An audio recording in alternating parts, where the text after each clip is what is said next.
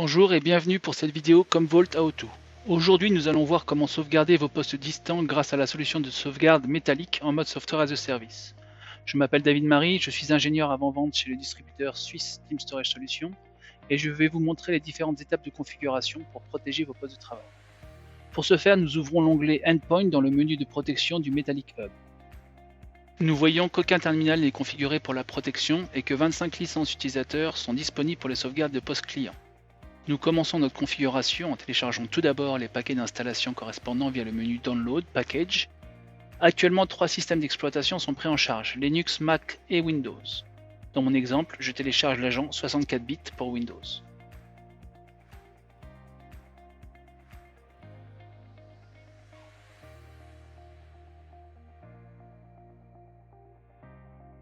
Une fois le téléchargement terminé, nous ouvrons le fichier d'installation et lançons l'installation du client.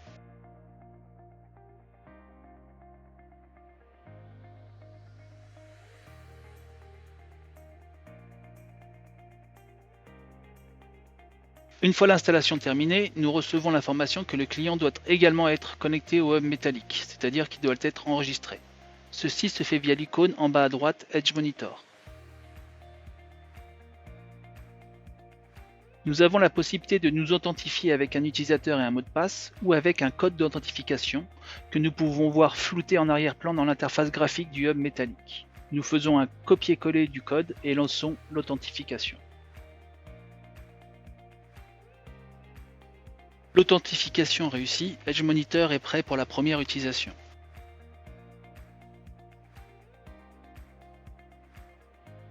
On peut voir que le client Edge Monitor est maintenant authentifié et prêt. Maintenant que le client est installé et configuré, le bouton Back nous fait revenir dans la console de Metallic Hub. On choisit alors le menu Advanced View pour configurer notre plan de sauvegarde. Dans le menu Protect, sous Laptop, on peut voir notre nouveau client. Actuellement, il est seulement ajouté et configuré, mais pas encore sauvegardé.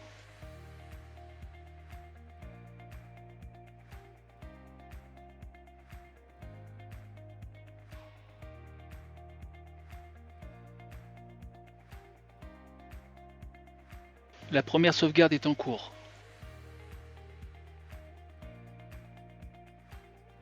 Pendant que la sauvegarde se fait, nous pouvons regarder les détails du client en cliquant sur son nom. Nous voyons ici la tâche en cours ainsi que la sélection par défaut des conteneurs à sauvegarder. Ceux-ci peuvent naturellement être adaptés aux besoins, ainsi des lecteurs et des dossiers importants peuvent être sélectionnés ou exclus de la sauvegarde. En cliquant sur le lien du Job ID, nous voyons de plus près la tâche en cours. La sauvegarde est actuellement en phase de scan, ce que nous pouvons aussi confirmer en cliquant sur l'application locale Edge Monitor. À partir de là, nous n'avons plus qu'à attendre la fin de la sauvegarde.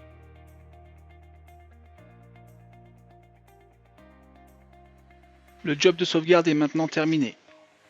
Nous pouvons voir que près de 6200 objets ont été sauvegardés et que le volume de sauvegarde est d'environ 21 Go. Comme il s'agissait de la première sauvegarde complète, la déduplication n'a pas pu être utilisée. Cependant, nous avons quand même pu réduire le volume de transfert d'un peu plus de 18% grâce à la compression, pendant que les données étaient transmises cryptées. Dans le menu Protect et Laptop, nous voyons également les informations mises à jour pour ce client, et cela est aussi disponible via Edge Monitor.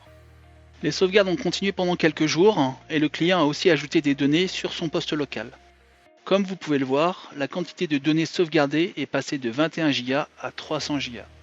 Nous cliquons sur le client pour avoir plus d'informations à ce sujet. Nous voyons quand la dernière sauvegarde a eu lieu, quel était le volume de la sauvegarde incrémentale, où le client était présent, et quels nouveaux contenus de sauvegarde ont été pris en compte. Pour une restauration, cliquez en haut à droite sur Restore. Une arborescence nous permet alors de sélectionner manuellement les données que l'on veut restaurer, ou on peut aussi rechercher les fichiers par leur nom. Dans notre exemple, nous sélectionnons directement dans l'arborescence le fichier qui nous intéresse. Nous avons alors la possibilité d'avoir un aperçu du fichier. Si c'est bien le fichier qu'on recherche, nous pouvons alors télécharger ce fichier dans notre dossier de téléchargement. Nous pouvons également lancer le téléchargement à partir de la fenêtre principale ou encore procéder à une restauration via le bouton Restore. Nous décochons la case Restore to Original Folder car nous voulons restaurer le fichier dans un dossier différent.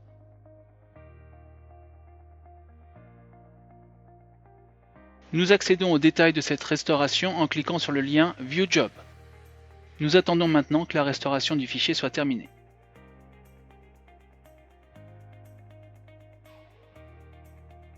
La tâche est terminée. Le fichier est bien restauré dans le dossier choisi. Nous vérifions si le fichier peut être ouvert.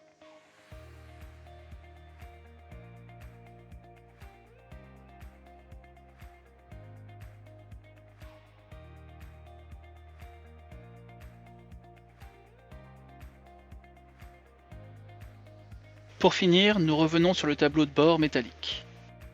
Nous avons pu voir comme il est facile d'installer, de sauvegarder et de restaurer des postes distants via Metallic. Merci d'avoir regardé cette vidéo et à la prochaine fois.